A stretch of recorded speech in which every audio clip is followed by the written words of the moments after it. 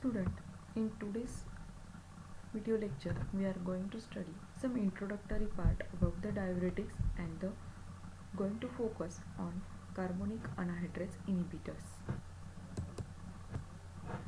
Learning outcomes for this topic. After completion of this topic, students, you will be able to understand concept of diuretics, different sites of actions of diuretics, classification of diuretics, mechanism of actions of diuretic drugs. Then, therapeutic applications of carbonic anhydrase inhibitor, adverse effect of carbonic anhydrase inhibitor, different drugs from this category like acetazolamide, methazolamide, and dichlorphenamide. Now, we will going to start with the introduction of diuretics. What are the diuretics? These are the drugs which increases the rate of urine flow. The clinically usefulness of diuretics is also to increase the excretion of sodium and accompanying anion negatively charged ions like chlorine. Since NaCl is major determinant of extracellular fluid volume, diuretics reduce extracellular fluid volume, that is decreasing edema by decreasing total body NaCl content. Although continued use of diuretic causes sustained net loss of sodium ions, the time course for this effect is limited by compensatory mechanisms including activation of renin-angiotensin aldosterone pathway and the sympathetic nervous system. When blood is filtered at the glomerulus, the fluid which enters the proximal tubule is really the developing urine. As the tubular fluid passes down the tubules, solutes like sodium, potassium, chlorine are removed from the fluid and returned to the blood. That is called as reabsorption. Diuretic inhibits the reabsorption of sodium ions, thereby reduces the quantity of water in the body fluid. Now we will see what are the different sites for the diuretics. You know the glomerular and the Bowman's capsule. The blood from the body come into the glomerulus or the Bowman's capsule. Then the reabsorption takes place at distal convoluted tubule and finally the collecting dirt will form a urine. So what are the different sites for the diuretics actions? So the first site, it is the proximal tubule where the drugs like acetazolamide act. Next we can say it is the convoluted tubule where mannitol acts. Third site we can say it is a distal convoluted tubule where the loop diuretics mostly act, or second one it mainly act at the loop of Henle. Next is thiazide diuretics, and the last one, that is the aldosterone antagonist. So we will see in short what exactly these sites, what happens exactly at this site. First one, that is at here, this blocks the carbonic anhydrase that increases the sodium bicarbonate excretion. Second one, the mannitol osmotic diuretics that increases the water excretion. Third one, you can say these are your loop diuretics. These blocks sodium potassium chloride transport, that's why increases the sodium excretion, potassium excretion and the chlorine excretion. Next is thiazide diuretics. These act at the, or that blocks the sodium chloride transporter, that means it increases the sodium NaCl excretion. And the fifth one, that is the antagonizes aldosterone receptor that increases the sodium excretion and the potassium retention. Now we will see the classification of diuretics. These are the different classes of diuretic drugs. First one, it is the carbonic anhydrase inhibitor, then osmotic diuretics, loop diuretics, thiazide diuretics and the potassium sparing diuretics. Now we will see the example site of action and how they act. First one, that is the carbonic anhydrase inhibitor. The example from this category, it is the acetazolamide. These act as the proximal tubules by the mechanism inhibition of the carbonic anhydrase enzyme. Second one drug, it is the osmotic diuretics. The example is mannitol, which act at the loop of Henle and the proximal tubule by the osmotic action. Next drug, it is the loop diuretic, which is example from this is furosemide, which act at loop of Henle by inhibition of sodium potassium chloride symport. Next category, it is the thiazide. The drug belongs to this category is hydrochlorothiazide, which act at the distal convoluted tubule, which causes inhibition of sodium chloride symport. The next drug or next category, you can say the potassium sparing diuretics. From this category there are two types, you can say sodium channel inhibitor and the aldosterone antagonist. So triamterene, amiloride, spironolactones are the examples from this category. These all drugs are act at the collecting tubule and by the mechanism of inhibition of sodium channel, or you can say the antidiuretic hormone. Now we have to study the carbonic anhydrase inhibitor. How these act? Okay, so carbonic anhydrase inhibitor, these are also called as CA inhibitors. These are derived from the sulfonamide antibacterial. You can see the structure. So sulfonamide group, that is the SO2NH2, it is essential for the activity as an diuretic. Okay, so in 1937 the scientist Southworth observed that these drugs, that is sulfanilamide, not only had an antibacterial activity but also produce some systemic acidosis and an alkaline urine will be formed. Okay, so bicarbonate ion excretion takes place. So these drugs, that is carbonic anhydrase inhibitor, must have unsubstituted sulfonamide group. Okay, so the substitution at this nitrogen you can say, so this should be unsubstituted, then and only then this molecule provides your diuretic activity.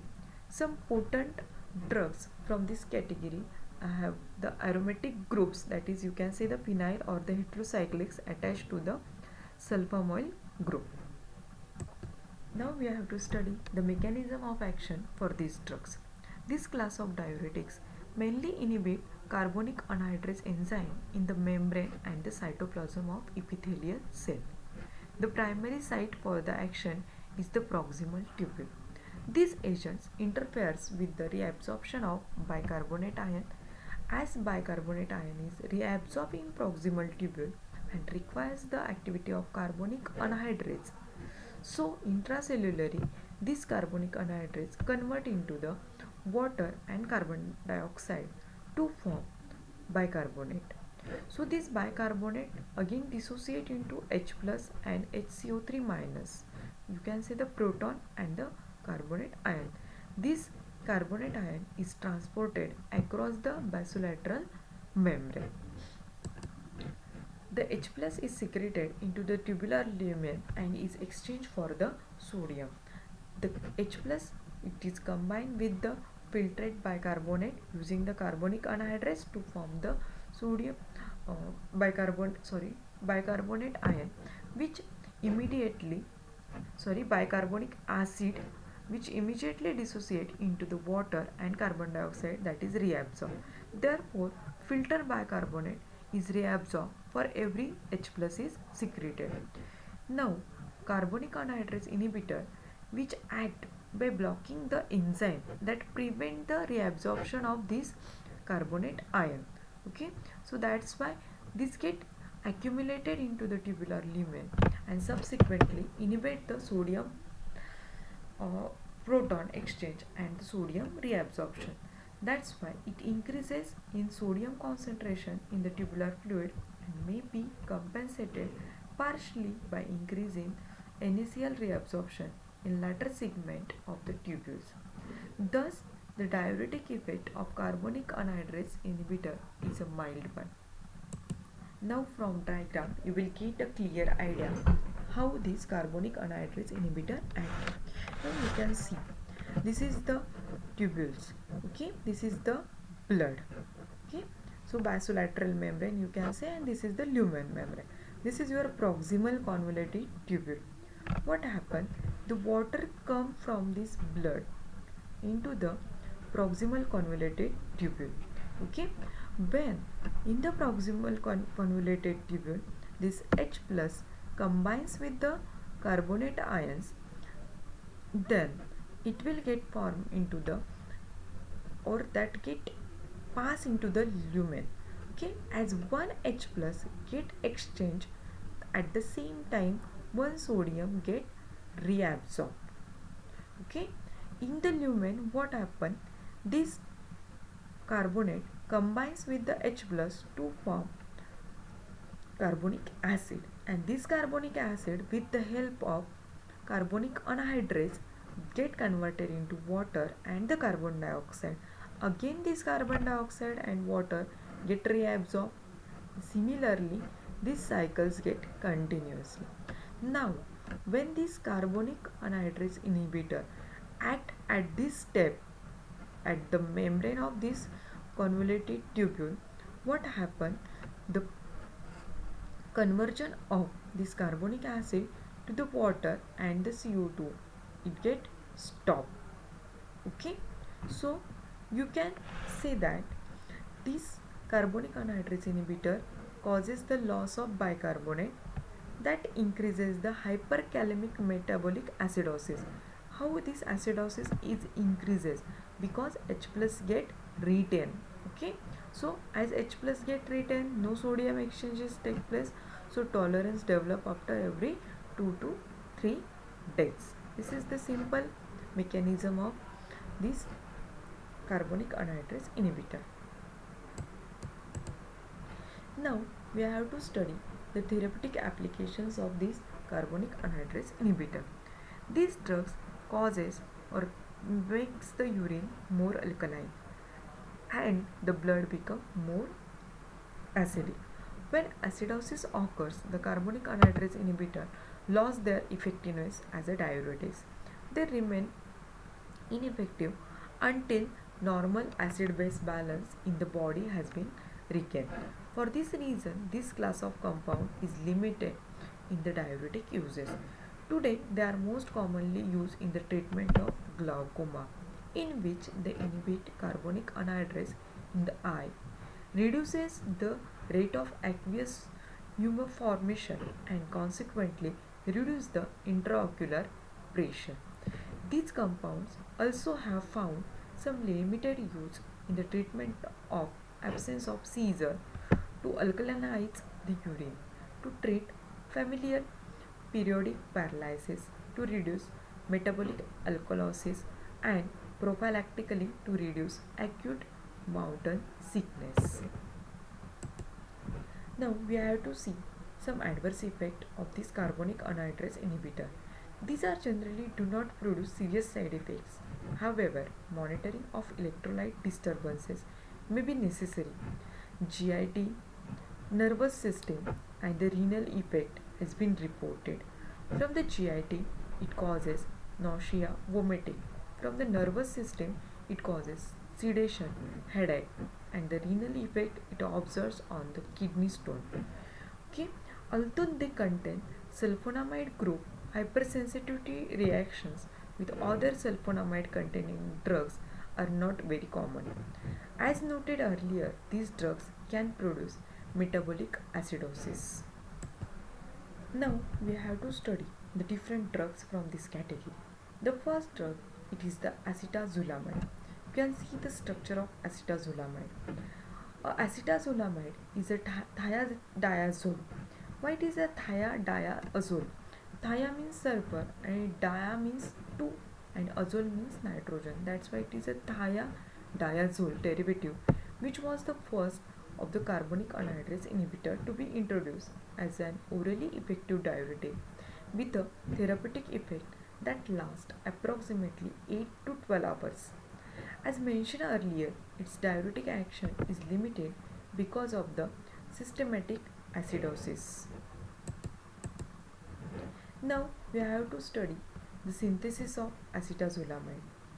Hydrazine hydrate, when undergoes the rearrangement reaction, it will form 5-amino 2-mercapto 1,3,4-thiadiazole derivative. When these derivatives, when treated with acetic acid, it will form an intermediate, and finally it undergoes chlorination amination to form a acetazolamide molecule. The next drugs belongs to this category are methazolamide, ethoxyzolamide, and the dichlorphenamide. So this methazolamide is a close structural analog of the acetazolamide, in which one of the active hydrogen in the thiadiazole ring has been replaced by methyl group. You can see over here one of the active hydrogen of this thiadiazole ring replaced with the methyl group. Due to this, that decreases the polarity of compound and the permit a greater penetration into the ocular fluid, where it acts as an carbonic anhydrase inhibitor and reducing the intraocular pressure. Its dose for glaucoma, it is near about 50 to 100 milligram 2 to 3 times a day. The next drug, ethoxyzolamide, has a sulfonamide group which is attached to a fused 1,3-benzothiazole ring. Typically, these are 62. The typical dose for these drugs is 62.5 to 125 milligram, and which is 4 times a day. Next drug, dichlorphenamide disulfamide derivative. So the dose of this drug is near about 25 to 100 milligram once 2 to 3 times a day.